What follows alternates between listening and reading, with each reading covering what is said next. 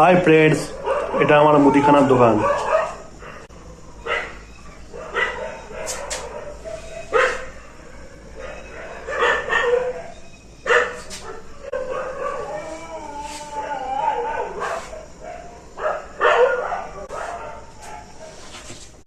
বন্ধুরা, আমি আবার এসেছি একটি আলু সংক্রান্ত একটি নতুন একটি ভিডিও নিয়ে।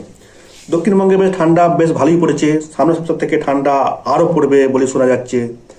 এই ঠান্ডার মধ্যে দিয়ে কিন্তু খুব একটা খারাপ খবর আছে, আলুর দাম কিন্তু অনেকখানি কমে গেল। এক ধাক্কায় 320 থেকে 330 টাকা বার করা ভালো আলু বিক্রি হচ্ছে।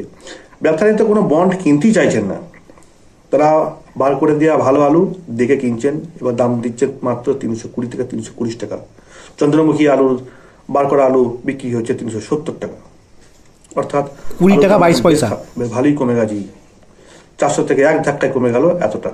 তবে খুশির খবর এটাই যে 30শে নভেম্বর পর্যন্ত যে আলু স্টোরে রাখার মেয়াদ ছিল সেটা বাড়িয়ে 31শে ডিসেম্বর পর্যন্ত করা হয়েছে। এর জন্য অবশ্য অতিরিক্ত হিমঘর কর্তৃপক্ষকে ভাড়া দিতে হবে। কুইন্টাল প্রতি ভাড়া বৃদ্ধি হল এটা দক্ষিণবঙ্গের ক্ষেত্রে, আর উত্তরবঙ্গের ক্ষেত্রে কুইন্টাল প্রতি ভাড়া বৃদ্ধি হলো 20 টাকা 66 পয়সা। অর্থাৎ এক বস্তায় আপনাকে উত্তরবঙ্গে আলু জন্য দিতে হচ্ছে, হিমঘর কর্তৃপক্ষকে দিতে হচ্ছে এক্সট্রা ভাড়া 10 টাকা 33 পয়সা, এবং দক্ষিণবঙ্গকে দিতে হচ্ছে 50 কেজি আলুর বস্তাতে 10 টাকা 11 পয়সা। এটা একটা দিক গেল। কিন্তু এত ভাড়া বৃদ্ধির পরেও কিন্তু দাম কিন্তু কমে গেল। আশা করা হয়েছিল যে যেহেতু ভাড়া বৃদ্ধি হচ্ছে দামটা কিন্তু বাড়বে। এর প্রধান কারণ হচ্ছে আলু নিষ্কাশন কিন্তু এই নভেম্বর মাসে যতটুকু আশা করা হয়েছিল ততটুকু আলু কিন্তু বেরোয়নি। এটাই হচ্ছে মেন প্রভাব, এবং ভবিষ্যতে কিন্তু এটা একটা বড় এফেক্ট করতে পারে আলুর ক্ষেত্রে, এবং আলুর দাম কিন্তু আরও কমে যাবে বলেই মনে করা হচ্ছে। এই নভেম্বর মাস পর্যন্ত মাত্র 80% আলু বেরিয়েছে। এই সমগ্র ডিসেম্বর মাসটাই এতটুকু আলু, এই 20% আলু আপনাদের মানে খেতে হবে।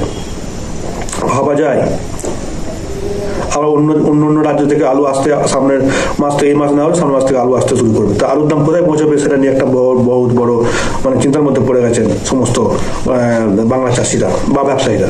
এর মতো অবস্থায় চারদিকে যা পরিস্থিতি দেখা যাচ্ছে, এবারে সেরকম আলু আলু চাষের অনেক চাষিরা কিন্তু আগ্রহ দেখাচ্ছেন না। এই দামের জন্যই অনেক চাষি কিন্তু আলু চাষে আগ্রহ দেখাচ্ছেন না। এই দাম কমে যাওয়ার ফলেই অনেক চাষি কিন্তু এই আলু চাষে কিন্তু সেভাবে আগ্রহ নেই। আমাদের দক্ষিণবঙ্গে অন্যান্য বারে যেভাবে আলু চাষের প্রতি মানুষের আগ্রহ ছিল, এর জন্য এবারে কিন্তু সেই আগ্রহটা দেখা যাচ্ছে না। এর প্রধান কারণ হচ্ছে আলুর এই নিম্নমুখী বাজার। অন্যদিকে দাম যখন বেড়ে যায় তখন সরকার দাম বেড়ে দেয়। আবার এই দিকে হচ্ছে এই পরিস্থিতি যে আলুর দাম একটু বাড়লে সরকার দাম বেড়ে দিচ্ছে, আবার অন্যদিকে আলুর দাম বাড়ছেও না। এই মতো অবস্থায় এখন আলুর দাম কোথায় গিয়ে থাকে এখন সেটাই এখন দেখার। আমার চাষি বা ব্যবসায়ী দুজনেরই এখন মাথায় হাত। সংক্রান্ত বা অন্য কোনো ব্যবসা সংক্রান্ত তথ্য পেতে আমার এই চ্যানেলে সাবস্ক্রাইব করে দেবেন। নমস্কার।